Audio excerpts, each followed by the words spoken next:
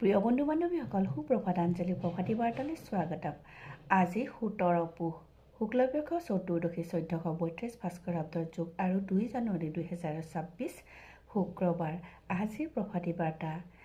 প্ৰেম হ'ল হৃদয়ৰ ভাষা, য'ত শব্দৰ প্ৰয়োজন কম আৰু অনুভৱৰ গভীৰতা বেছি।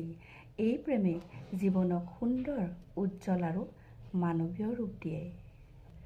প্ৰিয় বন্ধু বান্ধৱীসকল, প্ৰেম হ'ল এক শুদ্ধ অনুভূতি, য'ত মানুহক উজ্জ্বল, শুদ্ধতা, নিস্বাৰ্থ আৰু গভীৰ মৰম ভালপোৱাৰ দিশলৈ আগবঢ়াই লৈ যায়।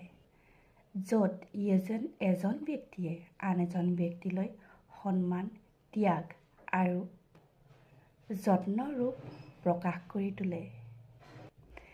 ই কেৱল আকৰ্ষণ নহয়, বৰঞ্চ বিশ্বাস, সহনশীলতা আৰু ত্যাগৰ এক সুন্দৰ সমন্বয়।